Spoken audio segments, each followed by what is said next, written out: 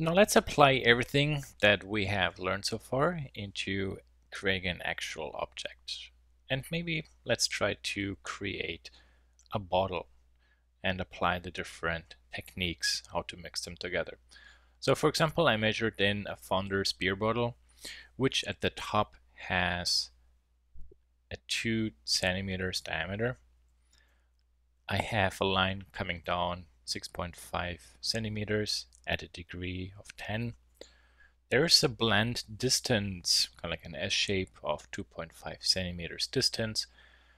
Then there is a 10 centimeter, 0.5 millimeters long side that goes straight down. And the bottom part, for example, is 6 centimeters wide. I mentioned before, whenever you try to do something, you have to first really be able to maybe establish some sort of proportions or dimensions. That's really important. And then details, edge roundings, blends, etc.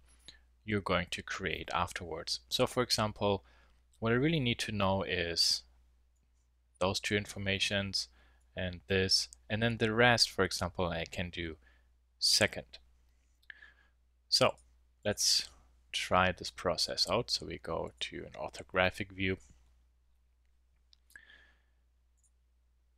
Let's open the grid, take a look at what we have. So maybe right now I would like to have every grid spacing at 10.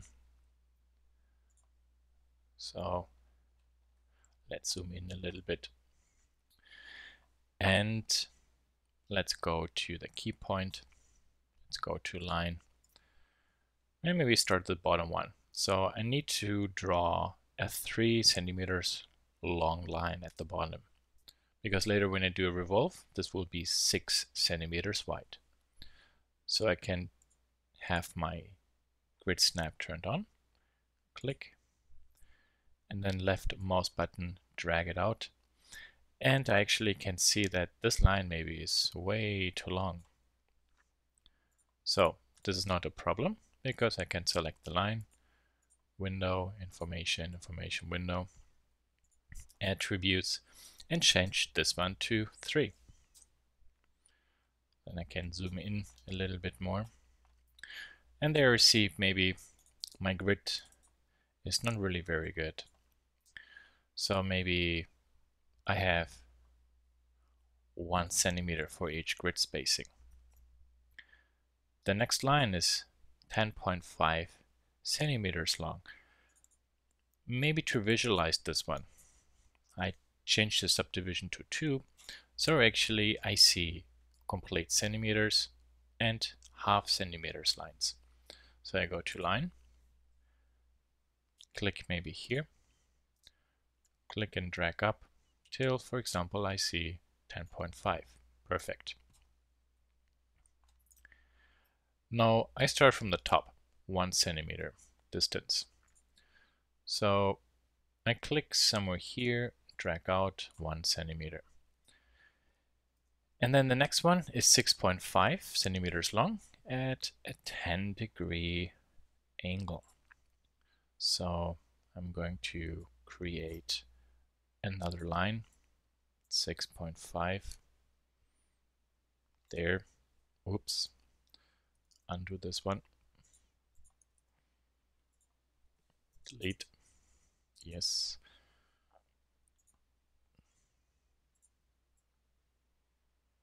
There. You also see it actually, another nice thing about those key point lines is actually they are creating guides. If those guides distract you too much, you can go to delete and delete the guides and they're gone. Perfect. Now this line is rotated at 10 degrees, so I actually copy and paste because I would like to keep this one. And then I can go to the transformation, Z, X, and Y. So this is actually the Y axis, X, Y, Z. And I assume it's -10. Yes, perfect. Now I know, based on the document, 2.5 centimeters. So 1, 2, 3, 4, 5. So this point should be somewhat on this line. So I have to move everything plus minus half a centimeter up. What I'm going to do right now is actually, just to make myself life easier, I'm snapping the pivot point all together at once. So you see I had all three objects selected and then changed the pivot point, because now if I click move, right mouse button, snapped to the next 5 millimeter distance, this now is plus minus 2.5 centimeters. And let's zoom out and one more time delete the guidelines. Perfect. Now this is kind of like the blocked out side profile for my bottle. What I'm going to do now is I'm creating a new layer. For example, call this one guides. Select all this. Right click and select assign. Make a new layer. Curves. So with this right click assign, I moved actually all those points, curves to that layer. I can actually now switch this one to reference, so I cannot by accident adjust it.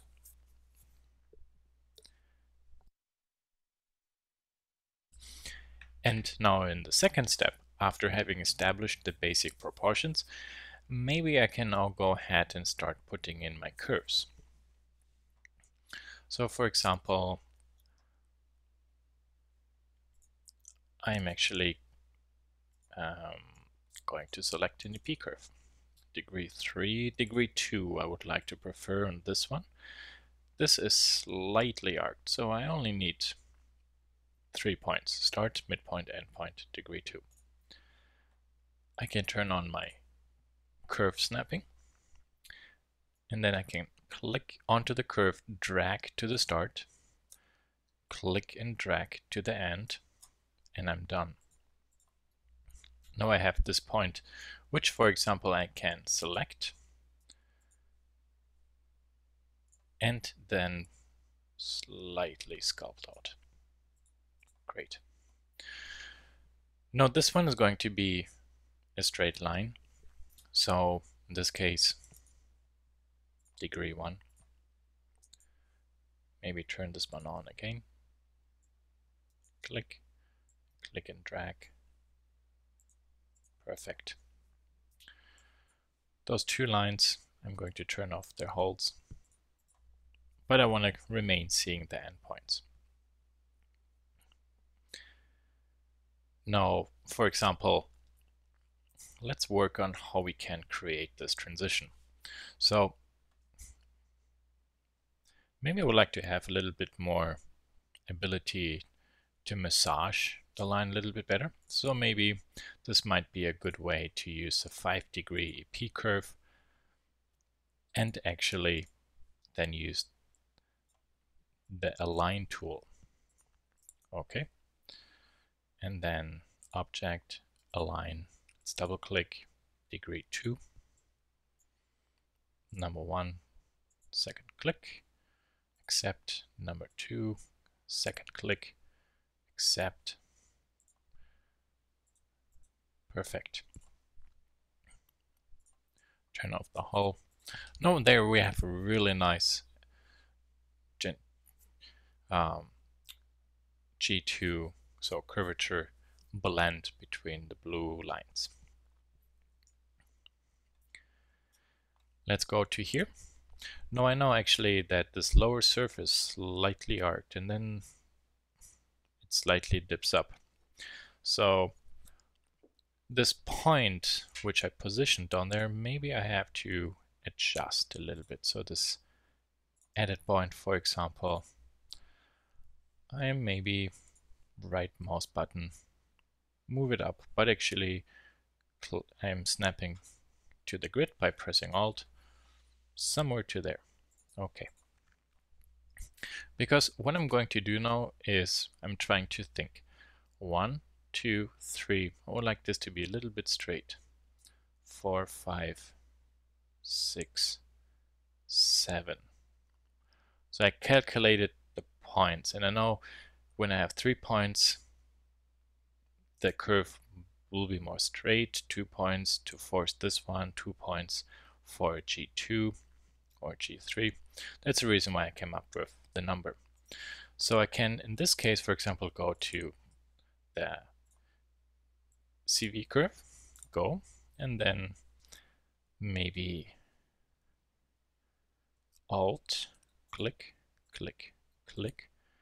So this is 2, 3, 4, 5, 6. And then really to be sure, I'm going to the point snap 7. Now this is a 7-degree curve. And maybe this point here, for example, I would like to go over. So I'm going to edit CV, move, grid, snap it over. So this blend will be better. Okay, just to be 100% sure, nothing gets wrong later. I go to Align, G2, first click, second click. Okay. Because now what I can do is actually, I can play with all these control points I have in the center. So those 3 points, maybe I would like to remain horizontally, because this makes sure if we do a revolve, that we do not have a pinch point here, but a nice transition. But I can work with this point, for example. So let's select this one, and then middle mouse button, I, for example, move it along the z-axis. So see, for example, now I can flatten that curve.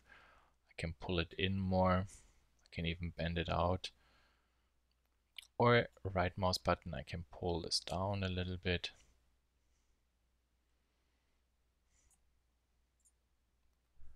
Or even turn the grid off to be more free in the way how I move it. Maybe do it this way so it pinches harder. So you see like how you can nicely sculpt the lines. Now, 2 ways if I want those 2 points to be aligned. I can actually use the grid, or I can also actually use the snap tool for the point. Right mouse button, you see I move it along the z-axis and snap to where a point is. Perfect. So let's zoom out a little bit. So this actually looks pretty good. So you see we created this nice arc, this nice transition, the flat line, and then we sculpted our bottom part by using very simple curves and lines where necessary, and then, for example, the align tool and the required amount of control vertices, so we have just enough points to sculpt the curves we want. Now the nice thing about this is, if, for example, I select this line, and at one point I decide I would like maybe to bend this out slightly, I can change the degree. Turn, for example, the CV on, go to CV select, select this point, middle mouse button, push it out, and you see everything is perfectly updated. So both magenta colored arcs. Okay. Now, Alias is more surface modeler. So if I would like to approach this design, for example, for rapid prototyping, I would actually not necessarily create the shell inside. I would actually create a solid bottle and then in a different program shell it out.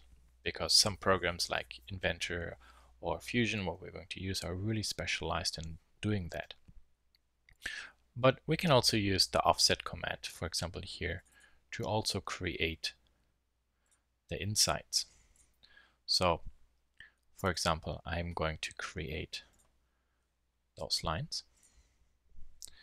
And next, offset. And for example, Let's say I leave it at that. I can actually right now do something like this. So I'm going to click, click, next curve. Then I would have to do an align again. Next, next. This way, for example, I'm 100% sure that this curve is really perfect. And for the bottom one, maybe I want something different, different style. So there I don't need to do an offset. I need to do something different. So for example, maybe grid 1, 2, 3, 4, 5, 6, and then 7. Next curve. And I just space them out, and then I go ahead with my align tool. You align to there, accept, good. So this way, for example, as you see, I was able to create a different profile, different look. So with offset, of course, you get a copy. You can't change the shape. This way you can do it. So that's, for example, an interesting way then when you have two different external and internal, then yeah, go ahead, draw those profiles. Now it's time to do the revolve. So let's make sure that all those curves, for example, are on this layer. Then I go to, maybe I call this one inside. I'm going to create all the inside surfaces. So revolve, U, and then U.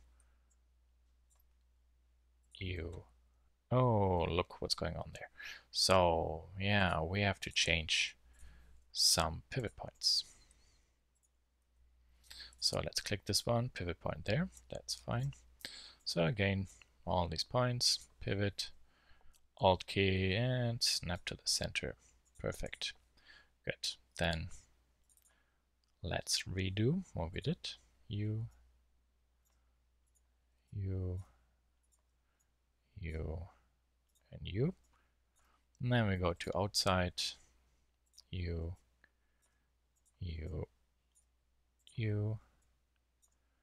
and U. Nothing object. And perfect. We have those shells. Let's zoom in a little bit. Let's rotate the view. And it looks pretty decent for the moment. Doesn't look too bad for a first try. You also notice if you zoom in really closely, the lines are nice, and then the mesh looks bad. The mesh is more a visual representation.